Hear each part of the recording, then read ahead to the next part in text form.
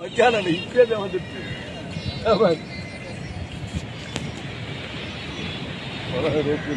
நம்ம போய் கடையில் காலையில் நடிக்கிட்டு கடையிலே வந்து கால் நினைச்சு